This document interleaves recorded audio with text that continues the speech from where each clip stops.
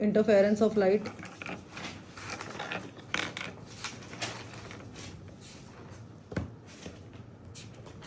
See, when two or more waves superimpose one another, एक ये wave है, एक ये wave है, they are superimposing like this, then we get a new waveform, right, of increased amplitude, because you can see that crust of one is falling on the crust of other. So this is the resultant wave and amplitude of the resultant wave is increased. ठीक है. And यहाँ पे क्या होता है कि sometimes crust falls on crust, but sometimes crust falls on trough, है ना.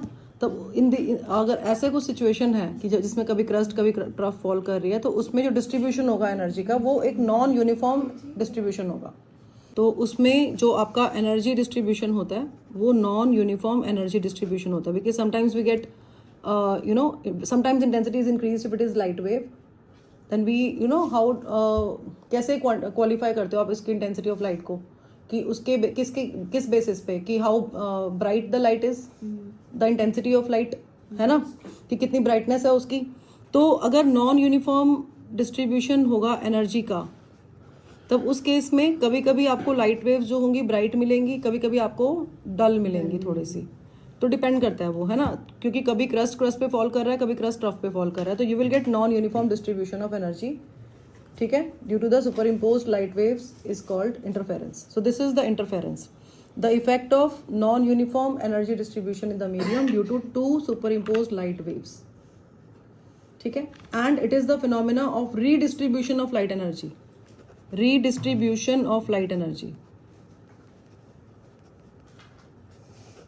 Redistribution of light energy in a medium on account of superposition of light waves from two coherent sources. Coherent and incoherent sources we had discussed in the previous class, right?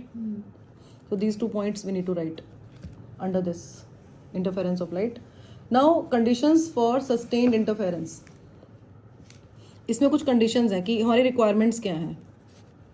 ठीक है, interference के लिए. तो हम कैसे light sources हम ले रहे हैं कि interfere जो हम करवा रहे हैं दो light sources को, वो कैसे होने चाहिए. So the two light sources must be coherent. और coherent light sources हमें कैसे मिलते हैं, same source of light से, है ना. तो इसके लिए हम क्या करेंगे कि एक स्लिट लेंगे, यहाँ से लाइट सोर्स, मतलब ये लाइट सोर्स है कोई, यहाँ से लाइट वेव निकलेगी, फिर उसके बाद विल टेक 2 स्लिट्स, तो यहाँ से ये डिवाइड हो जाएगी. ठीक है, तो 2 light sources must be coherent, that is they should emit continuous light waves of the same wavelength, same frequency and in the same phase. This we had discussed in the previous class कि same wavelength, same frequency और same phase में होना चाहिए. Second, आपके जो light sources हैं वो monochromatic होने चाहिए. The two light sources must be monochromatic. Monochromatic का मतलब क्या है कि अगर सोर्स प्रोड्यूस कर रहा है वाइट लाइट, तो वाइट लाइट के अंदर it consist of number of wavelengths. Wave ग्योर बनता है ना वाइट में, तो it consist of a number of wavelengths and light of each wavelength give its own set of interference fringes. तो मोनोक्रोमैटिक होनी चाहिए लाइट वेव आपकी. Therefore, overlapping of fringes may occur ना, अगर monochromatic नहीं होगा, white light लेते हो आप, तो these fringes are hazy whereas those with monochromatic light are quite sharp. क्योंकि अगर आप white source of light, white light लोगे, तो white light के अंदर अलग अलग wavelengths होती हैं. तो जब उसको आप इंटरफेयर करवाओगे तो हर वेवलेंथ की जो लाइट होगी वो अपने अकॉर्डिंग इंटरफेयर करेगी, और आपको जो फ्रिंजेस मिलेंगी वो ओवरलैप्ड फ्रिंजेस मिलेंगी, फ्रिंजेस हेजी होंगी. लेकिन अगर आप मोनोक्रोमैटिक लाइट यूज कर रहे हो तो फ्रिंजेस आपकी शार्प होंगी. इधर you will get the bright light or you will get the dull light, है ना. Next, the two light sources, it is about all about light sources, no. जो हम कर रहे हैं किसके बारे में कर रहे हैं, लाइट सोर्सेज की बात करेंगे. लाइट सोर्सेज कोहेरेंट होने चाहिए, लाइट सोर्सेज मोनोक्रोमैटिक होने चाहिए. And the third point is light sources आपके कैसे होने चाहिए, पॉइंट सोर्सेज होने चाहिए. Light sources should be point sources. The two light sources should be point sources. अब व्हाट अबाउट एम्पलीट्यूड. जो हम लाइट सोर्सेज, जो हमने 2 लाइट सोर्सेज लिए हैं, तो उनका एम्पलीट्यूड जो है ये एम्पलीट्यूड होता है, राइट, है ना. This is amplitude. तो एम्पलीट्यूड आपका इक्वल भी हो सकता है और नियरली इक्वल भी लेते हैं हम. या तो इक्वल होना चाहिए या फिर नियरली इक्वल. अब इसका क्या रीजन है, इसका रीजन ये है क्यों ले रहे हैं हम इक्वल या नियरली इक्वल, कि जब आपका क्रस्ट पे और ट्रफ पे फॉल करेगा then the intensity of light will increase. But what if crest falls on trough, तो intensity of light will decrease. So we want the intensity to be 0 or nearly equal to 0 when crust falls on trough. Matlab we want the darkness. Here we want the light, but here we want the darkness. Because here we want the darkness, and for darkness we need to have two light sources of equal amplitude or nearly equal amplitude. Only then we get the darkness. Right? अगर एक बहुत बड़ा होगा, ऐसे amplitude वाला होगा और एक छोटा होगा, तो फिर आपकी डार्कनेस नहीं आएगी ना, आपका रिजल्टेंट वेव ऐसा कुछ आएगा. तो you will not get the dark light, darkness, you will get the bright light. Yes ma'am. ठीक है. फिफ्थ आपका क्या है इसमें कि जो स्लिट सोर्सेज है.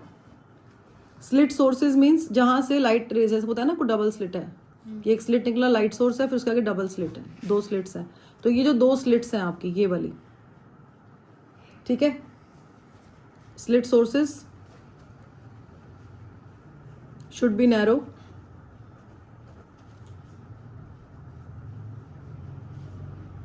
and close to each other. Should be narrow and close to each other.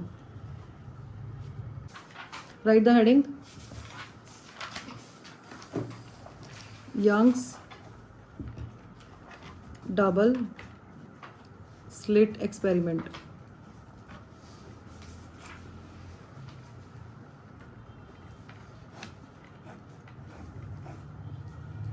So here in this experiment we take two slits very close to each other. ठीक है, मतलब एक आपने स्लिट लेनी है S1 और एक स्लिट लेनी है S2 and these slits are very close to each other, parallel and close. ठीक है. And these two slit sources will behave like two coherent sources and they produce a pattern of dark and bright bands on the screen. So here we'll place a screen. This is a screen. तो यहाँ पे क्या है कि जब light sources है, जब यहाँ से लाइट एमिट होगी तो डार्क एंड ब्राइट बैंड्स हमें दिखेंगे कहाँ पे, स्क्रीन पे दिखेंगे. कहाँ दिखेंगे? स्क्रीन पे दिखेंगे. ठीक है, आपका समझ आ गया इसमें. अब स्लिट, दो स्लिट्स के जो बीच का डिस्टेंस है उसको हम ले रहे हैं small D, and distance between the slits and the screen we taking as capital D. ये बेसिक नोटेशंस हैं जो हम यहाँ पे इसमें करेंगे, आगे डिस्कस करेंगे इसको, ये क्यों है, कैसे हैं. अभी हम इसको बस अंडरस्टैंड कर रहे हैं कि ऐसे स्लिट्स हैं, distance between the two slits is small D and distance between the slits and the screen is capital D. ठीक है. And here will get bright and dark bands on the screen. ये हम discuss करने वाले हैं अभी कि कैसे हमें मिलेंगे. तो जो सेंटर में जो आपका आएगा बैंड वो होता है लाइट बैंड.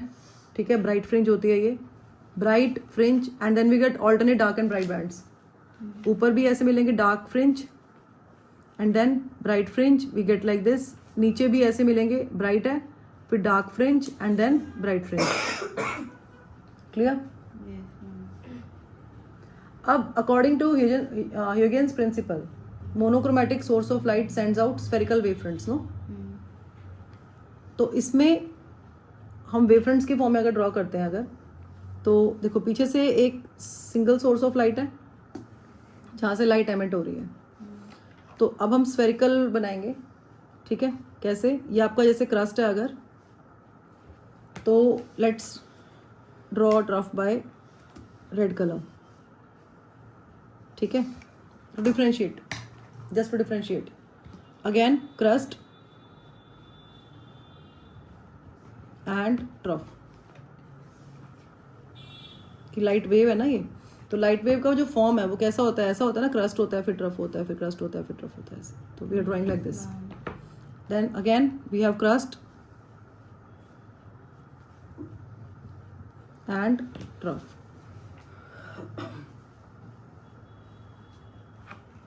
ठीक है, फिर क्रस्ट ऐसे. क्लियर है? अब इसका एक पहले क्रस्ट बनाओ, S1 सोर्स से जो लाइट वेव निकल रही है और S2 से जो निकल रही है, दोनों का क्रस्ट फॉर्म कर लिया. फिर ट्रफ, दोनों का इक्वल डिस्टेंस पे थोड़ा ट्राई करो कि दिखने में भी अच्छा लगे, क्लैरिटी हो थोड़ी सी ना, जो आप ड्रॉ कर रहे हो आपको खुद को भी समझ आए कि आप क्या ड्रॉ कर रहे हो. अगेन क्रस्ट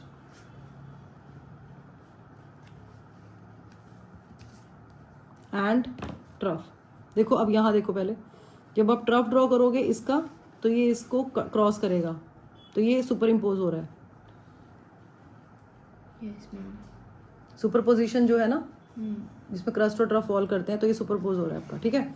ऐसे ही जब यहाँ पे इसका ट्रफ ड्रॉ करोगे तो ये देखो again you are getting something. No, तो अगर आपका रेड पे रेड फॉल कर रहा है, इसका मतलब ये है कि ट्रफ पे ट्रफ फॉल कर रहा है. ठीक है.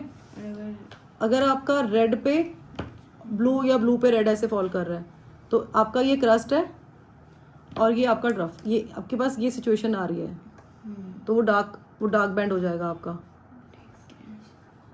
ठीक है. यहाँ पे आपका लाइट होगा. और अगर हमारा ब्लू पे ब्लू आ रहा है तब भी लाइट होगा. हाँ, अगर आपका ब्लू पे ब्लू आ रहा है तब भी आपका लाइट होगा. ये ध्यान रखना है हमने. ठीक है. अब क्रस्ट ट्रफ बना दिया, फिर क्रस्ट बनाएंगे.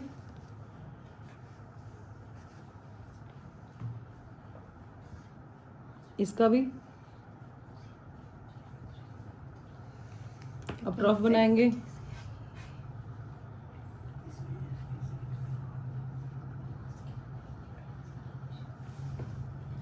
फिर क्रस्ट बनाएंगे.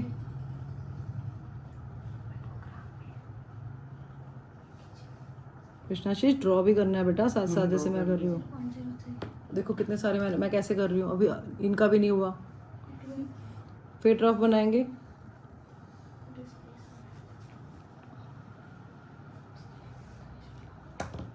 फिर क्रस्ट.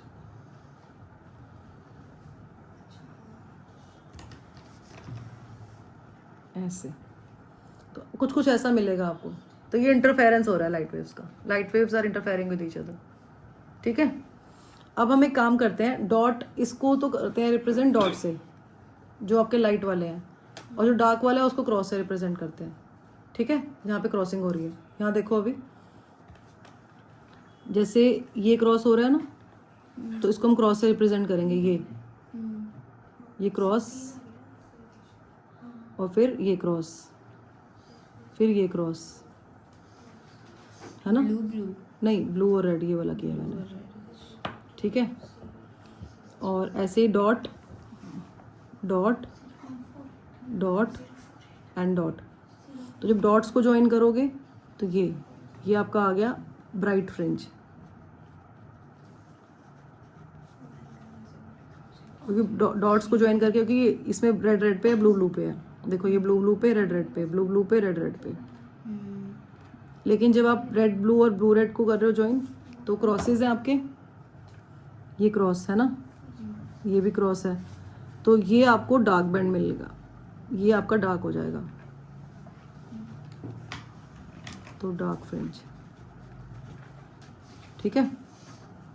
यहाँ डार्क आएगा, यहाँ ब्राइट आएगा. ऐसे ही अब यहाँ देखो डॉट वाला बन रहा है ना, एक ये डॉट वाला बन रहा है. डॉट वाले को हम रेड से डिनोट कर रहे हैं. ये blue blue red red, blue blue red red, blue blue join कर दो, ये ब्राइट आएगी. फिर क्रॉस करोगे. क्रॉस किसको कर रहे हैं हम?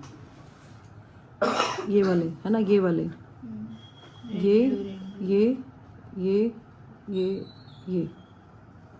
ये डार्क आ गई. फिर ऐसे करके मतलब you will gate alternate dark and bright bands. On the screen you can see alternate dark and bright bands. ठीक है. तो आपका जो ये डॉट्स हैं ये रिप्रेजेंट कर रहे हैं ब्राइट फ्रिंजेस को, और क्रॉसेस रिप्रेजेंट कर रहे हैं आपके डार्क फ्रिंजेस को. राइट. तो डॉट्स को हम बोल सकते हैं, dots represents the position of constructive interference. क्या बोलते हैं इसको हम? Constructive interference. कंस्ट्रक्टिव इंटरफेरेंस क्या होता है? Where crust falls on crust and trough falls on trough. जिसमें क्रस्ट पे फॉल करता है और ट्रफ पे फॉल करता है, वो कंस्ट्रक्टिव इंटरफेरेंस होता है. ठीक है. एंड क्रॉसेस किसको रिप्रेजेंट कर रहे हैं? डिस्ट्रक्टिव इंटरफेरेंस को रिप्रेजेंट कर रहे हैं. डिस्ट्रक्टिव इंटरफेरेंस मतलब जहाँ पे आपको डार्क फ्रिंजेस मिलेंगी. ठीक है. और यहाँ पे क्या होता है आपका क्रस्ट ट्रफ पे और ट्रफ क्रस्ट पे फॉल करता है, तो डिस्ट्रक्टिव इंटरफेरेंस हो गया. ठीक है. So in case of constructive interference, the crest of one wave falls on the crest of the other and the trough falls on the trough. Similarly, in case of destructive interference, the crest of one wave falls on the trough of the other and vice versa. तो destructive interference के case में क्या होगा, जो resultant amplitude है आपका zero या nearly zero होगा. अगर आप इक्वल एम्पलीट्यूड का ले रहे हो, अगर आप ये एम्पलीट्यूड इक्वल कंसिडर कर रहे हो, तो आपका रिजल्टेंट एम्पलीट्यूड स्मॉल होगा यहाँ पे. ठीक है. और इंटेंसिटी कैसे होगी, कम. इंटेंसिटी कम होगी क्योंकि एम्पलीट्यूड कम है, इसलिए आपकी इंटेंसिटी क्या होगी, कम होगी. ठीक है. ये जो आपकी ब्राइट फ्रिंजेस और डार्क फ्रिंजेस बन रही हैं, ये इक्वली स्पेस्ड है. कैसे है, equally, we are getting equally spaced bright and dark fringes. No talking please. And these bands are called interference fringes. जो dark and bright bands हैं, इनको हम क्या बोलते हैं, interference fringes बोलते हैं. We call them interference fringes. Dark band and bright bands. Bright and dark bands are called interference fringes.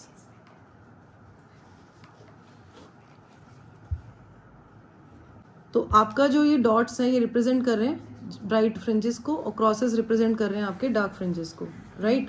तो डॉट्स को हम बोल सकते हैं, dots represents the position of constructive interference. क्या बोलते हैं इसको हम, कंस्ट्रक्टिव इंटरफेरेंस. कंस्ट्रक्टिव इंटरफेरेंस क्या होता है, where crust falls on crust and trough falls on trough. जिसमें क्रस्ट क्रस्ट पे फॉल करता है और ट्रफ ट्रफ पे फॉल करता है, वो कंस्ट्रक्टिव इंटरफेरेंस होता है. ठीक है. एंड क्रॉसेस किसको रिप्रेजेंट कर रहे हैं, डिस्ट्रक्टिव इंटरफेरेंस को रिप्रेजेंट कर रहे हैं. डिस्ट्रक्टिव इंटरफेरेंस मतलब जहाँ पे आपको डार्क फ्रिंजेस मिलेंगी. ठीक है. और यहाँ पे क्या होता है, आपका क्रस्ट ट्रफ पे और ट्रफ क्रस्ट पे फॉल करता है, तो डिस्ट्रक्टिव इंटरफेरेंस हो गया. ठीक है. So in case of constructive interference, the crest of one wave falls on the crest of the other and the trough falls on the trough. Similarly in case of destructive interference, the crest of one wave falls on the trough of the other and vice वर्सा.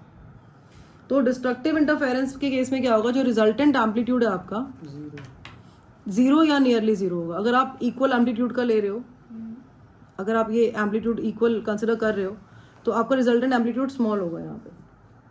ठीक है. और intensity कैसे होगी, कम. Intensity कम होगी क्योंकि amplitude कम है, इसलिए आपकी इंटेंसिटी क्या होगी, कम होगी. ठीक है. ये जो आपकी ब्राइट फ्रिंजेस और डार्क फ्रिंजेस बन रही हैं, ये इक्वली स्पेस्ड है. कैसे है, equally, we are getting equally spaced bright and dark fringes. No talking please. And these bands are called interference fringes. जो डार्क एंड ब्राइट बैंड्स हैं, इनको हम क्या बोलते हैं, इंटरफेरेंस फ्रिंजेस बोलते हैं. We call them interference fringes. Dark band and bright bands. Bright and dark bands are called interference fringes.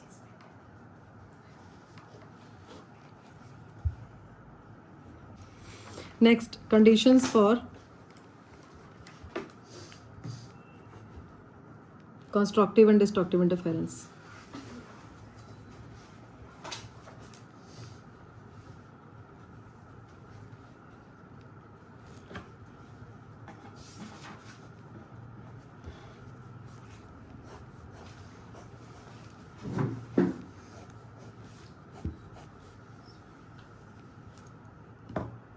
तो इसमें ना हम वेव्स कंसिडर कर रहे हैं फ्रॉम टू कोरेंट सोर्सेज. ठीक है. लेट वेव वन, इक्वेशन कैसे लिखते हैं वेव की, amplitude and sign omega T. ठीक है. एक और वेव कंसिडर कर रहे हैं, उसका एम्पलीट्यूड है B. We are not taking the same amplitude, हम सेम एम्पलीट्यूड ले सकते हैं. ठीक है.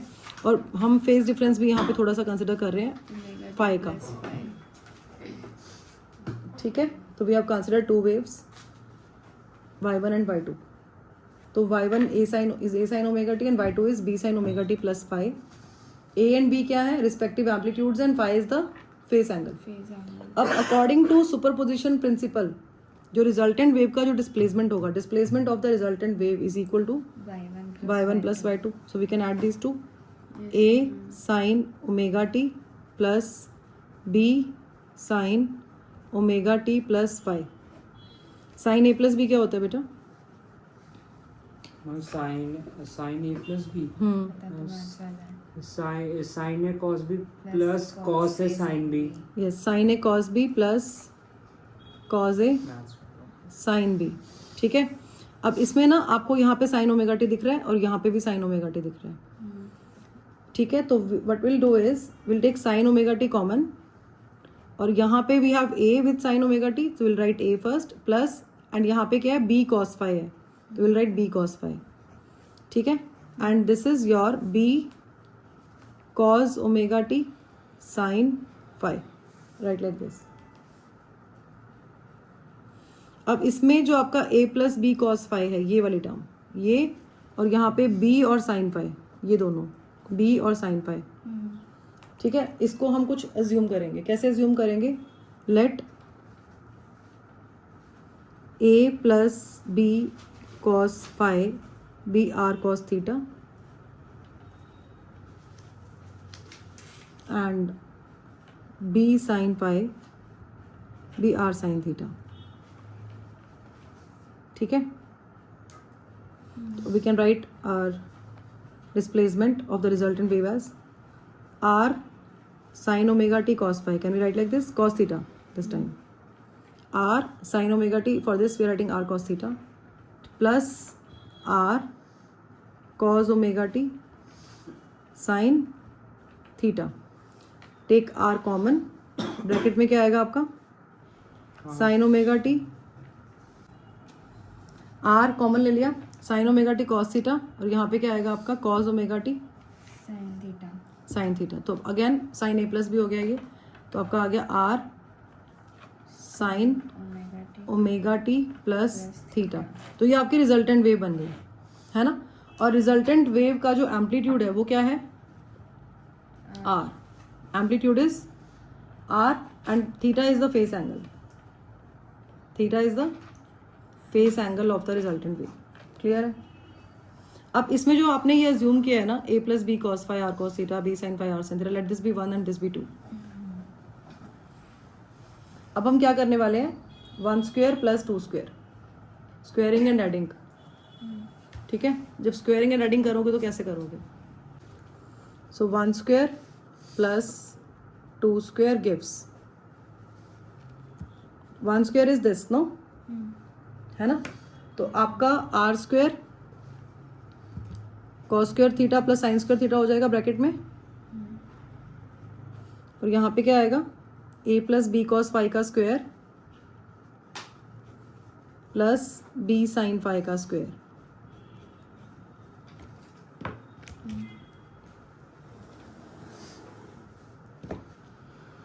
दिस इज 1, आइडेंटिटी लगाओगे, आर स्क्वायर है, इसको ओपन करो, a प्लस बी का स्क्वायर है ये, a square plus B square cos square phi plus 2ab cos phi plus B square sine square phi.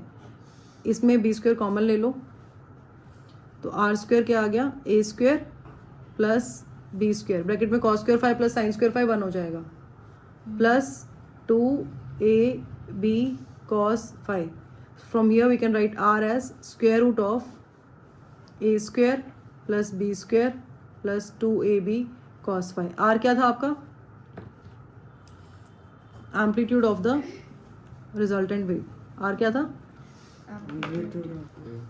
और ये किसका है? ये एम्पलीट्यूड फर्स्ट वेव का है और ये एम्पलीट्यूड सेकंड वेव का है, a और b. हाँ सेम वैसे ही है. जैसे इंटेंसिटी है, इंटेंसिटी डायरेक्टली प्रोपोर्शनल होती है स्क्वायर ऑफ एम्पलीट्यूड के, होती है ना. तो इसका मतलब यहाँ से इंटेंसिटी डायरेक्टली प्रोपोर्शनल आएगी आपकी a square plus B square plus 2ab cos phi के. नो, इंटेंसिटी मैक्सिमम कब होगी? जब कॉस फाई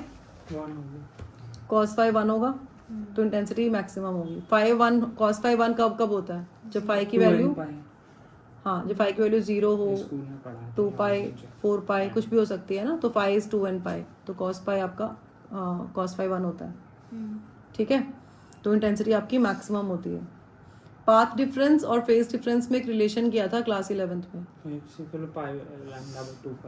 हाँ, path difference is lambda upon 2 pi into phase difference.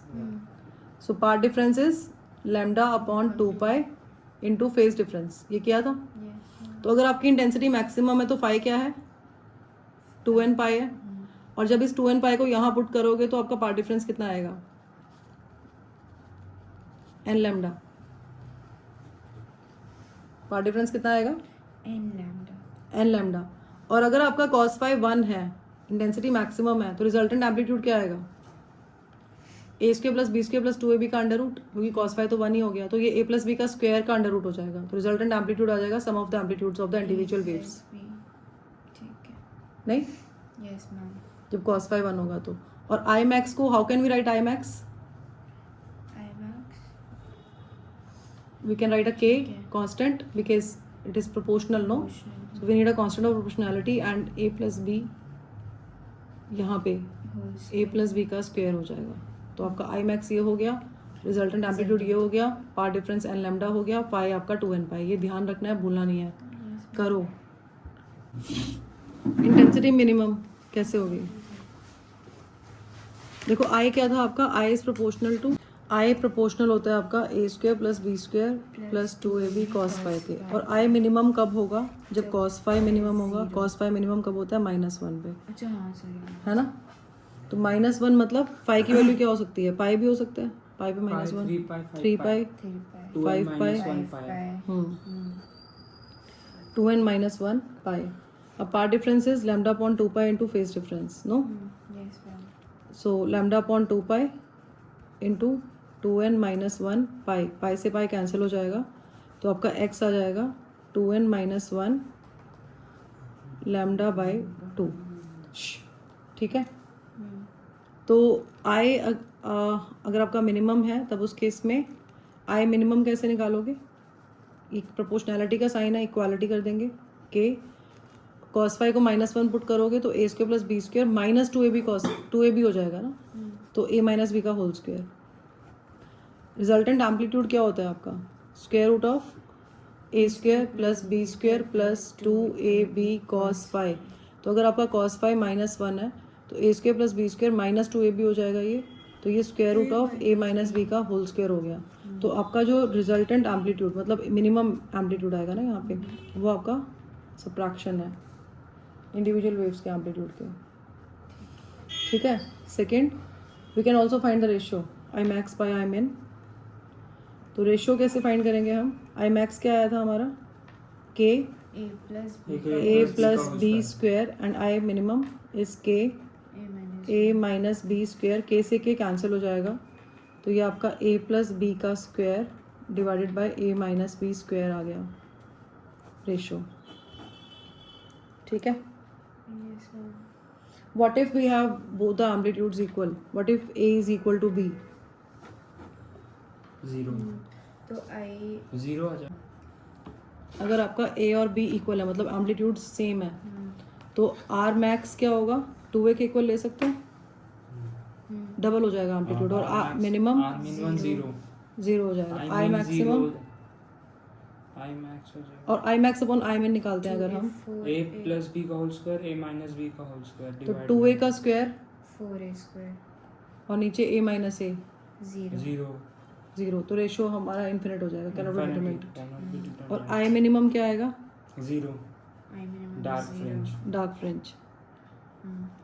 इसको मैं Two plane monochromatic waves propagating in the same direction. We have two waves and they are propagating in the same direction. ठीक है?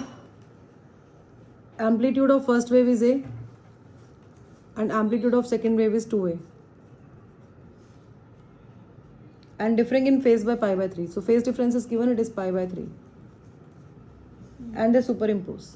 These two waves superimpose. Calculate the amplitude of the resultant wave.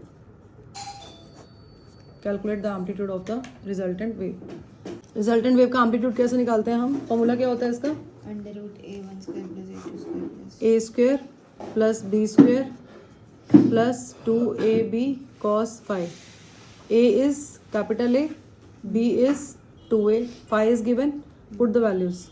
So a square plus 2a whole square plus 2 into a into 2a cos pi by 3. Pi by 3 is 2 से pi by 3 is 60 degree. 1/2 root अच्छा हाँ root 3/2 root 3 a square plus 4a square 5a square हो गया ये, plus 4a square root into 5a square root 3 बेटा √3/2 आपका sign 60 होता है, वही cos 60 1 by 2 1 होता by है, 2 sorry। तो 1/2 होता है आपका ये, मैम a स्क्वायर आ गया। हाँ, ठीक है, 6 a स्क्वायर आ रूट में गया। रूट 6 a स्क्वायर मतलब a रूट 6। 7a² आएगा ना, हाँ भूल ही 7a² रूट 7a या a रूट 7, ठीक है। लास्ट क्लास में जो फॉर्मूलाज किए थे उसमें आपका एक तो रिजल्टेंट एम्पलीट्यूड का फॉर्मूला था। Resultant amplitude is square root of a² plus b² plus 2ab cos theta, right? And intensity is directly proportional to square of amplitude, and therefore intensity is proportional to a² plus b² plus 2ab cos theta, ठीक है। और we can write I is equal to k a² plus b² plus 2ab cos theta. We can write like this. इसमें कोई doubt तो नहीं है आपको? ठीक है। See, we can also write the expression in the form of resultant intensities. This we haven't done. ये हमने नहीं किया है ना? As we have written intensity in terms of amplitude, no? So we are taking two waves here, ना? है ना? आपका जो amplitude है first wave is A, amplitude of second wave we are taking as B. तो if we take because this is the amplitude, for this particular wave we can take intensity as I1, and for this wave we can take intensity as I2. So I1 is proportional to a² and I2 is proportional to b², right? So these are the intensities of individual waves that we have, and these two waves superimpose each other and we get the resultant wave. So if I want to write the intensity in terms of the intensities of the individual waves, then we can write I. How do we write? कैसे लिखेंगे बताओ? Your I1 is ka², or we can write I2 as kb², no? So your ka² is I1 and kb² is I2 and 2, and then we have we can write this as square root of I1 square root of I2, no? A को हाँ square root of Because I1 आपका ka² है ना, तो ये आपका square root of I1 I2 हो जाएगा and cos theta. ठीक है। Theta we had taken as the angle, angle or phi? Theta we had taken. Theta लिया Yeah, theta. We had taken theta only. Next heading, expression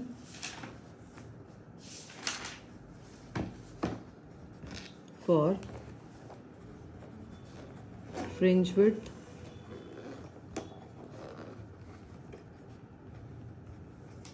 इसकी heading in interference. हाँ जी, ऊपर वाली topic की heading कुछ नहीं है बेटा, वो आपका रिजल्टेंट एम्पलीट्यूड ही है, सुपरपोजिशन प्रिंसिपल, जिसमें हम बेसिकली सुपरपोजिशन प्रिंसिपल ही आएगी, इसमें आपके रिजल्टेंट एम्पलीट्यूड को we are writing now in terms of intensity ना।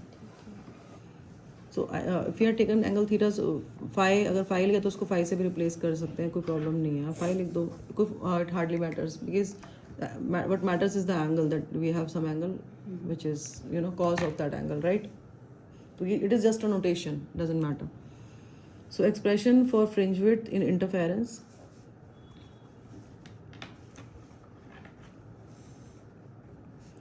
or theory of interference of light.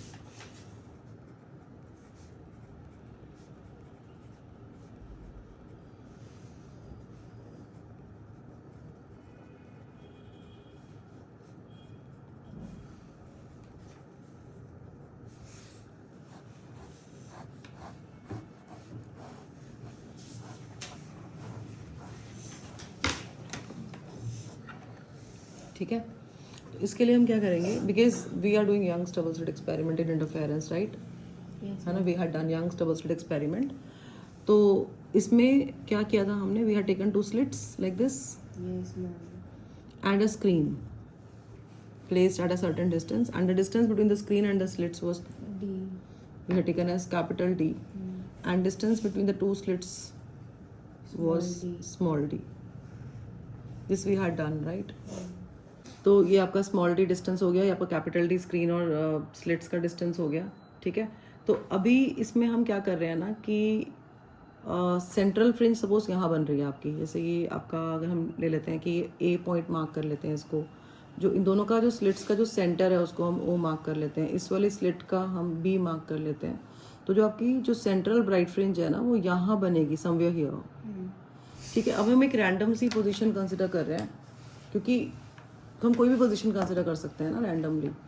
तो हम एक रैंडम पोजीशन कंसिडर कर रहे हैं, जैसे पॉइंट पी कंसिडर कर रहे हैं, और हम देख रहे हैं कि यहाँ पे भी एक बन तो रही है फ्रिंज, इस पॉइंट पे भी है ना, एक्स डिस्टेंस पे सेंट्रल ब्राइट फ्रिंज से या तो यहाँ डार्क फ्रिंज बनेगी या तो यहाँ पे ब्राइट फ्रिंज, कुछ ना कुछ तो यहाँ बनेगा ही।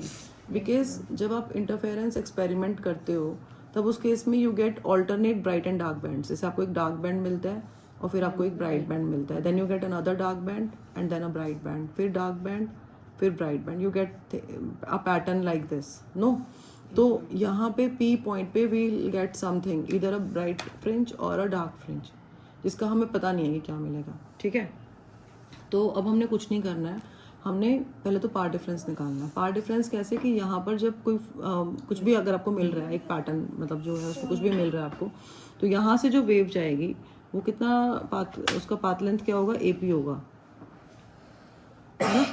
पाथ लेंथ उसका ये होगा, मतलब जो वेव है ऐसे से जा रही है ना, अब वो सेकंड वेव से भी वो सुपर इम्पोज कर रही है, और जहाँ पे क्रस्ट वहाँ पे आपका क्रस्ट रफ होगा, वहाँ ब्राइट होगा, और जहाँ क्रस्ट रफ होगा वहाँ पे डार्क होगा, ये हमें पता है।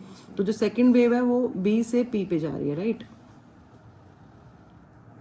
ऐसे। तो मतलब फर्स्ट वेव का जो पाथ लेंथ है वो एपी है, सेकंड वेव का जो पाथ लेंथ है वो बीपी हो गया। तो we can find path difference. Path difference कैसे फाइंड करेंगे हम? देखो, अगर आप ध्यान से देखो तो ये अगर हम if you assume that these two slits are very close to each other, though they are not looking close to each other, but if we assume the slits to be very close to each other, तो ये जो AP BP होगा इसमें nearly same होगा, slight difference होगा। ठीक है, and we can easily draw a perpendicular on it. No, तो ये आपका पार डिफरेंस है, एक्स्ट्रा लेंथ। तो पार डिफरेंस हम कैसे कैलकुलेट करते हैं? BP माइनस AP करके कैलकुलेट करते हैं, मतलब इसका पाथ लेंथ माइनस इसका path length is path difference. ठीक है, अब इसको हम लेबलिंग कर देते हैं, बिकॉज हमें ट्राइंगल्स मिल गए हैं हमारे, और हमें BP और AP फाइंड करना है, and we have these dimensions also. तो let's draw a dotted line, horizontal dotted line here, और यहाँ पे भी हम एक डॉटेड लाइन ड्रॉ करेंगे ऐसे। ठीक है, और ये पॉइंट आ गया आपका E, ये आ गया C, this is P, F, sorry, let's take this as F, because EF इसलिए ले रहे हैं, P तो हमने ऑलरेडी ले लिया ना, we can not take P again. तो AB और ये EF ले लिया हमने, D हम ले नहीं पा रहे हैं बिकॉज हमने D ऑलरेडी अज्यूम किया हुआ है तो नोटेशन में, तो हम रिपीट नहीं कर सकते हैं उसको। ठीक है, और ये आपका मतलब ये हमने पॉइंट्स ले लिए। ठीक है, तो अब आपने क्या करना है, BP फाइंड करना है पहले। तो BP आप कैसे फाइंड करोगे? BP के लिए you can see we have this triangle. अगर आपको BP कैसे फाइंड करना है, देखो इसके लिए ना हम ट्रायंगल कंसिडर करेंगे, BP एंड F, BPF, है ना। इसमें BP जो है वो हाइपोटेनियस है हमारा। BP क्या है? हाइपोटेनियस है। और हाइपोटेनियस क्या होता है आपका? हाइपोटेनियस का स्क्वायर क्या होता है? परपेंडिकुलर का स्क्वायर, मतलब PF स्क्वायर प्लस बेस का स्क्वायर, BF स्क्वायर। तो BP स्क्वायर क्या होगा आपका? PF square plus BF square. ठीक है, तो BP स्क्वायर, अब BF स्क्वायर तो इजी है हमारा, है ना, तो BF स्क्वायर के प्लेस पे we can easily write D square. But अब आपका जो PF है, हमें PC पता है, हमें FC नहीं पता है। तो अब हम क्या करेंगे, देखो ये हम O ना we are taking as mid point, no, तो इफ दिस इज D, तो ये आपका D/2 हो गया, और जो नीचे वाला है वो भी आपका D/2 हो गया। तो अगर आपका ये D/2 है तो FC भी आपका क्या होगा? D/2 होगा। तो जो आपका PF स्क्वायर है वो एक्चुअल में आपका क्या है? PC प्लस FC का होल स्क्वायर है, और PC क्या है आपका? X स्क्वायर, X है ना। PC आपका X है, और जो FC है वो आपका D/2, तो X प्लस D/2 का होल स्क्वायर हो गया ये। इसमें कोई डाउट तो नहीं है? तो अब हमें समझ आ गया ये, है ना। तो यहाँ से अब हम अगर BP निकालते हैं तो BP क्या है आपका? स्क्वायर रूट ऑफ, और वी कैन टेक इसकी power half, no, so we can write D square plus X plus D/2 का होल स्क्वायर की power half, we can write this. तो आपका ये बीपी आ गया, D square plus X plus D by two का whole square की power half. अब इसमें से जब आप डी कॉमन लोगे तो डी स्क्वायर की पावर हाफ जाएगी बाहर। डी स्क्वायर की पावर हाफ क्या होता है? डी होता है ना, डी होता है। तो हम लिख सकते हैं 1 प्लस, यहाँ पे तो 1 ही रह गया ना बेटा, आ रहा है समझ? Yes ma'am. इसको जब बाहर लोगे तो यहाँ 1 रह गया, तो यहाँ आ गया आपका x plus D by two का, d by two upon d ले लेते हैं कलेक्टिवली, है ना, साथ में इसको ऐसे बड़ा ब्रैकेट लगा लो, का स्क्वायर और उसकी पावर हाफ आ जाएगा इस तरीके से। अब इसमें ना हम बायनोमियल एक्सपेंशन लगाएंगे, आपके पास बायोलॉजी है ना, तो बायनोमियल एक्सपेंशन मैं आपको समझा देती हूँ क्या होता है। देखो इसमें डिटेल में नहीं जाऊँगी। अगर आपके पास कोई ऐसा एक्सप्रेशन है जिसमें 1 प्लस माइनस एक्स की पावर n है, तो उसमें प्लस भी हो सकता है या माइनस भी हो सकता है, तो हम इस n को अंदर ले जाते हैं, तो ये आपका हो जाता है 1 प्लस माइनस एन एक्स। ये एक्सप्रेशन आगे तक जाता है, इसमें n minus 1/2 factorial x square ऐसे भी आता है, बट उसको हम कंसिडर नहीं कर रहे हैं, ठीक है। तो हम सिर्फ यहाँ तक इसको रुक जाएंगे। तो ये आपका 1 प्लस, और ये x के प्लेस पे वी हैव दिस एक्सप्रेशन ठीक है। की पावर n, मतलब ये हाफ हो गया, ठीक है। तो इसको हम अंदर ले लेंगे, ये आपका 2 हो जाएगा, आगे नीचे आ जाएगा। नीचे डिनोमिनेटर में आ जाएगा। Okay. तो we can write D 1 plus X by X plus D upon 2 का स्क्वायर, और नीचे आपका डी स्क्वायर है ना, तो डी स्क्वायर और इसके साथ आप 2 लगा दोगे क्योंकि डिनोमिनेटर में हाफ है ना ये, तो यहाँ पे हाफ आएगा, 2d स्क्वायर हो गया, ये ब्रैकेट क्लोज। ये आपका एक बीपी आ गया यहाँ से। जैसे आपने बीपी निकाला ना, ऐसे हम एपी भी निकाल सकते हैं, ठीक है। Yes ma'am. अच्छा, अब जैसे एपी फाइंड करना है ना, तो for this will consider triangle A P E, ठीक है। एपी में एपी कैसे फाइंड करोगे? एपी क्या है आपका? AP square, no, AP square is P E square, और ए ई स्क्वायर को ऐड कर देंगे हम, तो base square plus perpendicular square, तो A E square plus P E square. अब ए ई स्क्वायर क्या आपका? डी स्क्वायर है, और जो पी ई है ना आपका, उसको हम लिख सकते हैं P C minus E C this time. तो P C minus E C अगर आप लिख रहे हो, मतलब पी ई को, if you are writing P C minus E C, तो पी सी आपका है एक्स और ई सी कितना है आपका? ये डी बाई टू है, तो इसको माइनस कर दो इसमें से, तो यहाँ पे आपका आ जाएगा x minus d by two का स्क्वायर, ठीक है। तो ए पी, अब इसका हम स्क्वायर रूट ले लेंगे, है ना, क्योंकि ये स्क्वायर था, तो स्क्वायर रूट लोगे तो ऐसे bracket D square plus x minus d by two का स्क्वायर की पावर हाफ। अब जैसे पहले डी कॉमन लिया था, बाहर लिया था, सॉरी कॉमन नहीं लिया था, बाहर लिया था, ऐसे ही बाहर लेंगे, तो डी स्क्वायर का पावर हाफ है ना, बाहर आके डी हो जाएगा, अंदर क्या रहेगा यहाँ पे 1 प्लस, लेकिन अंदर ये डी स्क्वायर ही रहेगा, जो इसको डिवाइड कर रही हो ना नीचे, तो ये चेंज नहीं होगा। ये तो पता है ना क्यों नहीं होगा? Yes ma'am. नहीं पता तो आई कैन एक्सप्लेन। तो डी स्क्वायर और इसकी पावर हो गई हाफ। अब इस हाफ को अंदर लेकर आओगे, 1 प्लस एन एक्स लगाएंगे, बायनोमियल एक्सपेंशन, तो d 1 plus x minus d by two का square divided by 2d square bracket close, ये आ गया आपका। फिर इसको बायनोमियल एक्सपेंशन से किया हमने। अब नेक्स्ट आपका क्या है इसमें? Path difference. पार्ट डिफरेंस क्या होता है? बीपी माइनस एपी होता है, ठीक है। अब वैल्यूज पुट करेंगे इसमें हम, तो बीपी क्या है आपका? डी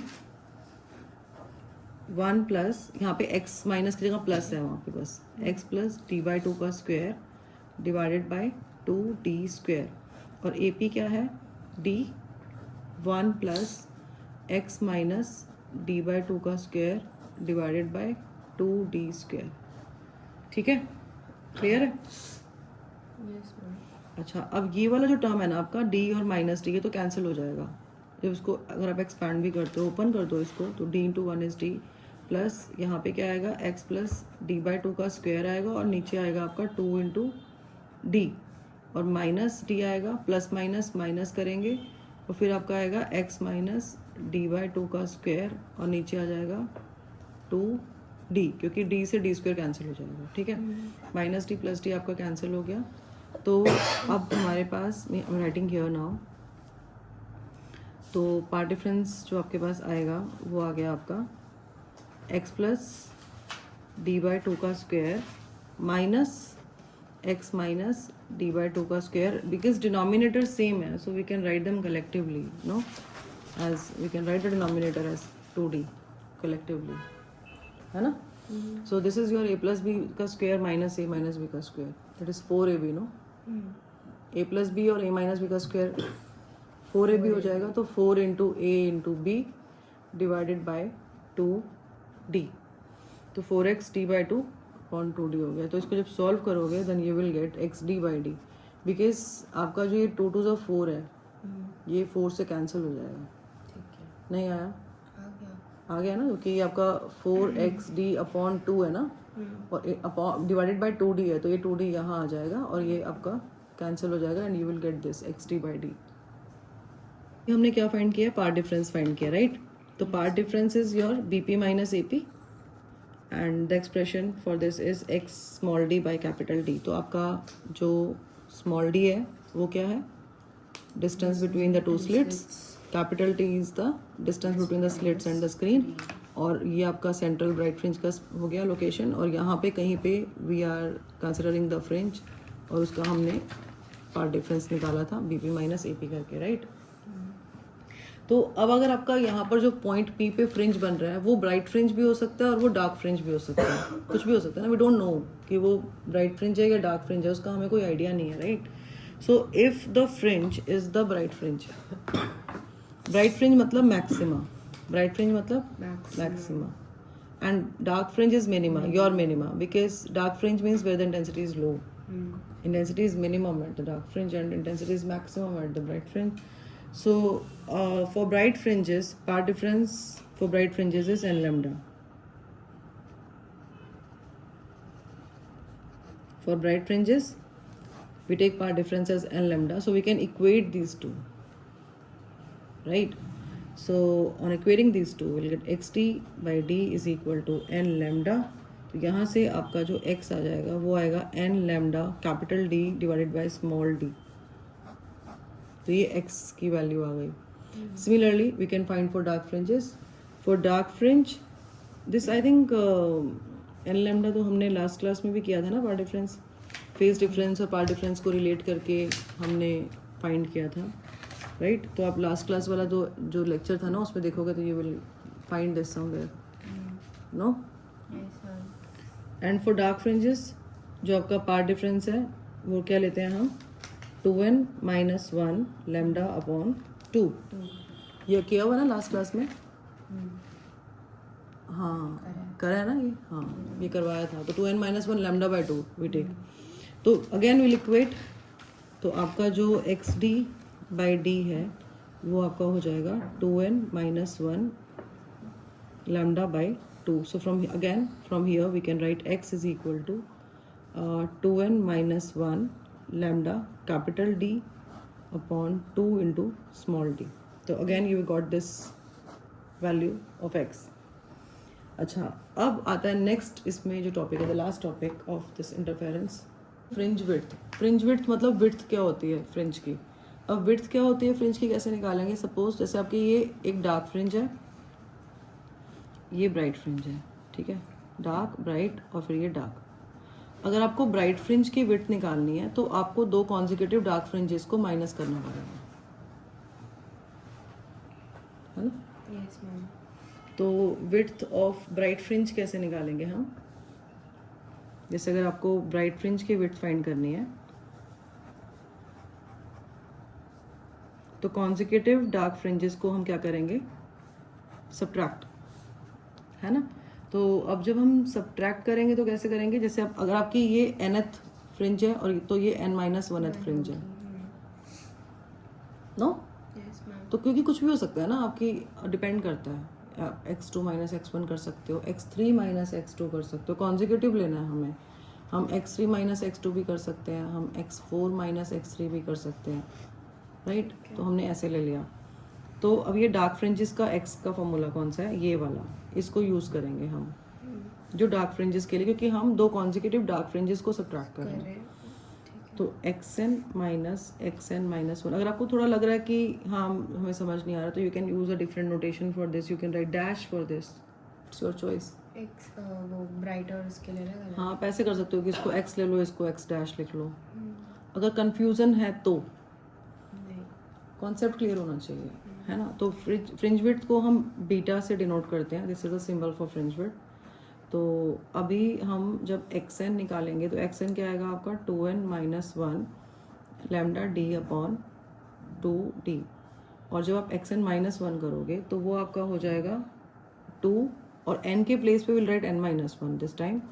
माइनस 1 अब स्क्वायर ब्रैकेट आ जाएगा lambda capital D upon 2 small d. जब इसको हम सॉल्व करेंगे तो आपको वैसे जो आंसर तो खैर हमें पता है but we need to solve it. ठीक है. तो यहाँ पे आपका 2n और माइनस 2 और माइनस 2 आ गया ना. 2n माइनस 2 और फिर माइनस 1 माइनस 3 हो गया ये. और लैम्डा d बाय 2d हो जाएगा ये. तो आपका ये प्लस हो जाएगा माइनस माइनस प्लस. ठीक है. और ये आपका माइनस हो जाएगा तो 2n वाला टर्म आपका कैंसिल होने वाला है ना, क्योंकि प्लस 2n है और यहाँ माइनस 2n है. तो ये तो कैंसिल हो जाएगा. यहाँ पे आपका आ गया minus lambda D bye 2d और यहाँ पे आ गया minus minus plus 3 lambda D upon 2d. Because देखो ये वाली टर्म आपकी इससे साथ कैंसिल हो जाएगी. जब इसको ओपन करोगे ना, ब्रैकेट ओपन करोगे तो कैंसिल हो जाएगा ये. तो अभी क्या है 2 लैम्डा डी बाई 2d आ गया तो 2 से 2 कैंसिल हो गया. तो lambda D by D is the fringe width. Similarly we can find width of dark fringe. Width of dark fringe. Width of dark fringe के लिए क्या करते हैं हम, वी टेक 2 ब्राइट फ्रिंजेस. ठीक है. ये डार्क फ्रिंज है तो ब्राइट कॉन्जिक्यूटिव ब्राइट फ्रिंजेस को हम सब्ट्रैक्ट करेंगे.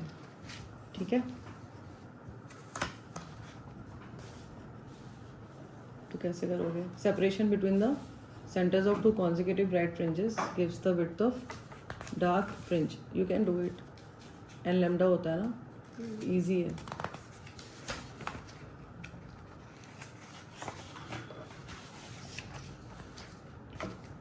एन लैम्डा आपका जो x है इसके केस में क्या आया था आपका lambda D by D is an lambda, है ना. तो आपने जो x निकाला था वो क्या आया था n lambda capital D by D. ठीक है. तो again we denote this by beta. Beta dash भी कर सकते हो, नोटेशन है, कोई फ़र्क नहीं पड़ता है. तो ये आपका कॉन्जिक्यूटिव ब्राइट फ्रिंजेस को आप सब्ट्रैक्ट करोगे यहाँ पे तो n lambda capital D by small D minus, अब n के प्लेस पे will write n minus 1 lambda capital D by small D. तो n से n कैंसिल हो जाएगा और यहाँ पे आपका बीटा आ जाएगा लैम्डा डी बाई डी. तो ये आपकी आ गई width of dark fringe. You can see the जो आपका ब्राइट फ्रिंज का जो फॉर्मूला आया था लैम्डा डी बाई डी आया था, डार्क फ्रिंज के लिए भी सेम आ रहा है. इसका मतलब ये जो ब्राइट फ्रिंजेस और डार्क फ्रिंजेस हैं they are of equal width. They are of equal width. ठीक है. तो बस यही है इसके अंदर यंग्स डबल स्लिट एक्सपेरिमेंट में. बाकी इसका जो इंटेंसिटी डिस्ट्रीब्यूशन कर्व बनाओगे अगर तो कैसे बनेगा, क्योंकि जो आपकी फ्रिंजेस आ रही हैं वो इक्वल विड्थ की आ रही हैं. ऐसा नहीं है कि जो सेंट्रल फ्रिंज है वो आपकी ब्राइटर है और जो आपकी कॉन्जिक्यूटिव फ्रिंजेस हैं वो आपकी डिम होती जा रही हैं. ऐसा कुछ भी नहीं है. They are of equal width. तो you can draw a dotted line जो सिर्फ आपको ही दिखे हियर, बिकॉज हमें इसको सेम एम्पलीट्यूड सेम इंटेंसिटी के लिए बनाना है. तो हम जो प्लॉट कर रहे हैं यहाँ पे वो आपका इंटेंसिटी ले रहे हैं along Y axis and this is the distance from the central bright fringe. ठीक है. तो ये आपकी सेंट्रल ब्राइट फ्रिंज जो है यहाँ पे अगर CBF सेंट्रल ब्राइट फ्रिंज से डिस्टेंस ले रहे हैं हम, centre from O we can say, और ब्राइट फ्रिंज जो आपका सेंट्रल ब्राइट फ्रिंज है उससे. तो सेंट्रल ब्राइट फ्रिंज यहाँ पे आपकी, क्योंकि ये ब्राइट फ्रिंज है तो इसकी इंटेंसिटी मैक्सिमम होगी, ऐसे आएगी. ठीक है.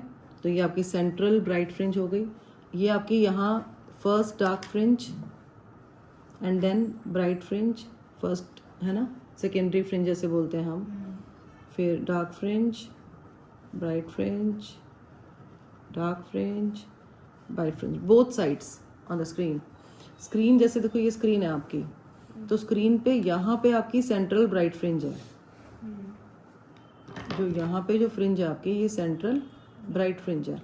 अब इसके ऊपर फर्स्ट डार्क फ्रिंज आएगी ना. और इसके नीचे भी आपकी फर्स्ट डार्क फ्रिंज आएगी. तो वो ऊपर से फर्स्ट है, वो नीचे से फर्स्ट, इस तरीके से. तो जो आपका ग्राफ जो जाएगा वो दोनों साइड में जाएगा ऐसे.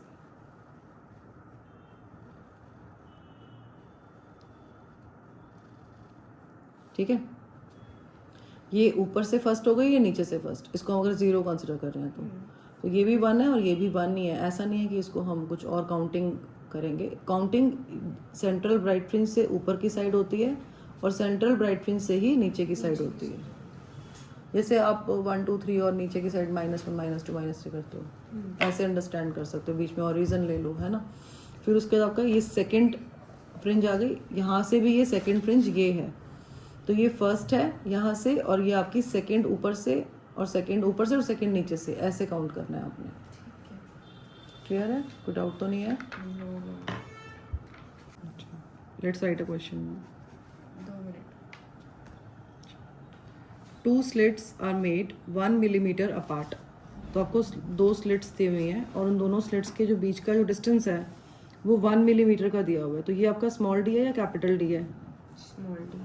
ये आपका स्मॉल डी है. And the screen is placed 1 metre away. तो ये क्या है आपका?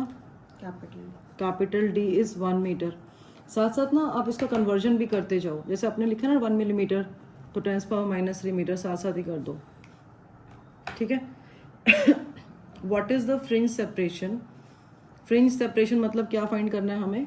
फ्रिंज विड्थ फाइंड करना है ना. फ्रिंज सेपरेशन या फ्रिंज विड्थ एक ही बात है.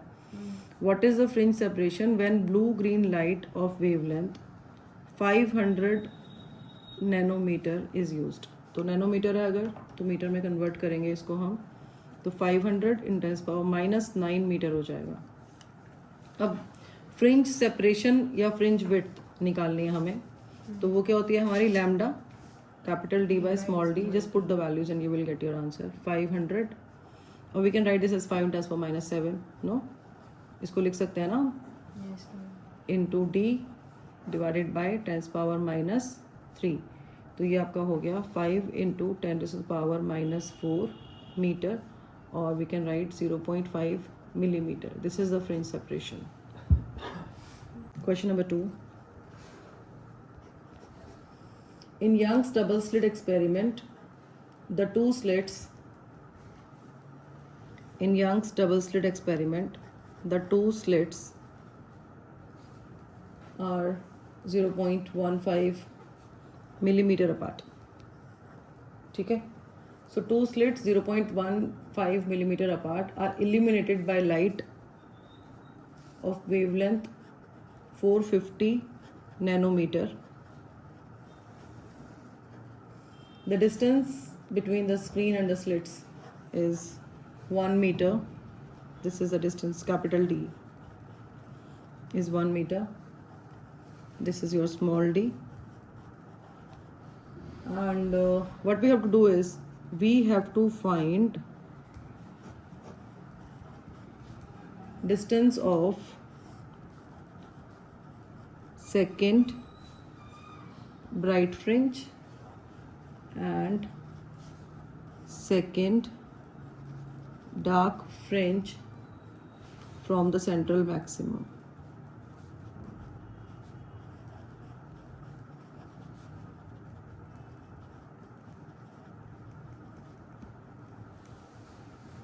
And one more thing, एक और क्वेश्चन है इसमें. How will the fringe pattern change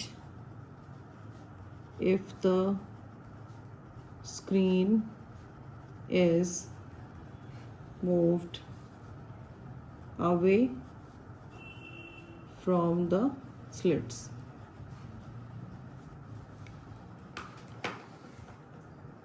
ठीक है, दिस इज द क्वेश्चन. कैसे करेंगे इसको हम? तो पहले तो कन्वर्जन करते हैं. ये मिलीमीटर है, इसको मीटर में कन्वर्ट करेंगे. ये नैनोमीटर है, 450 नैनोमीटर, 4×10⁻⁹ मीटर.